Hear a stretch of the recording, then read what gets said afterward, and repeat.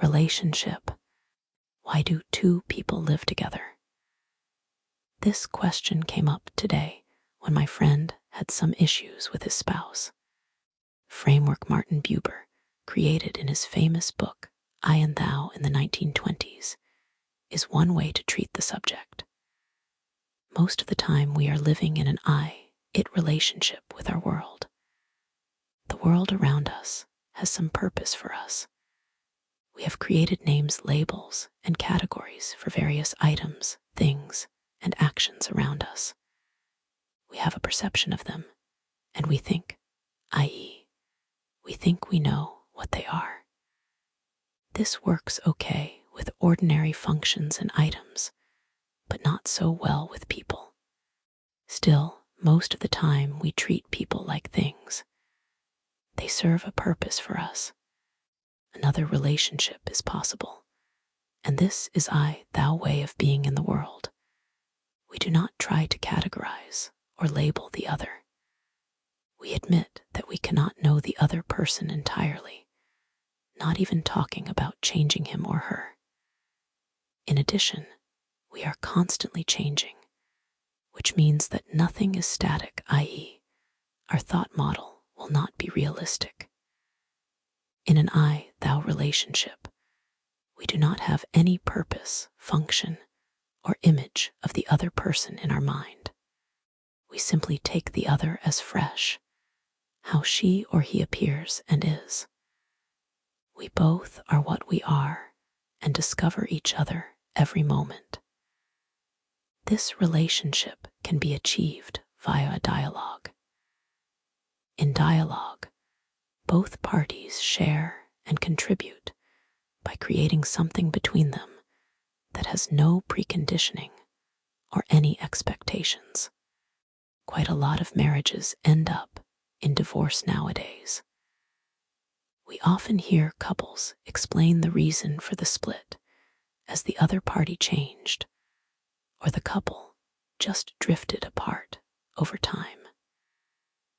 This could not happen in an I-thou relationship where someone is not trying to get something from the other party.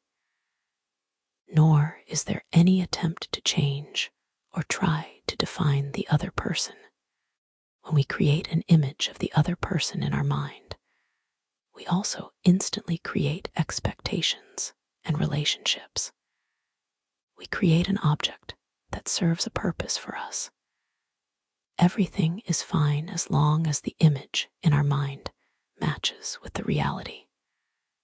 But it only takes a few moments before the other changes and shows some parts of his or her existence that do not fit to our perfect picture of the other we had created earlier on. When the illusion is broken, we get angry. We are disappointed or frustrated. Our image of the beautiful life together did not materialize. We had thought it through already, i.e., lived in our mind, and then we just should have had to live according to our predefined plan, i.e., imagination. When this does not happen, we blame the other. We did not expect this. We did not want this, or we did not expect this to happen. The other has changed. How unfair. Is there anything or anyone we can rely on or trust anymore on these days? Did we ever know the other?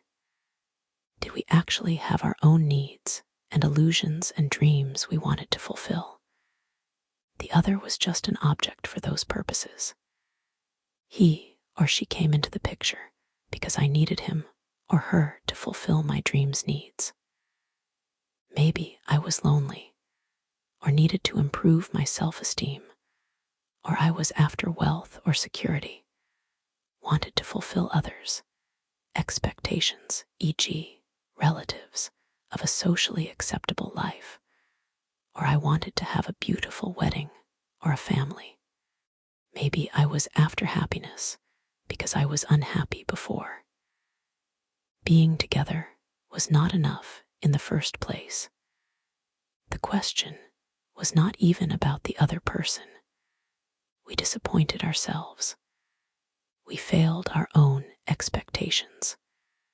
The other person was just a vehicle for our own needs. Were there any possibilities for a lasting relationship after all? Maybe everything went wrong from the first impression, thought. Relationships can work out only when we are not expecting anything from the other, ever, and when there is no need to be fulfilled or anything that is lacked.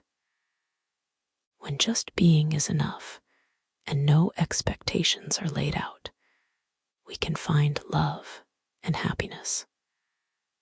A true dialogue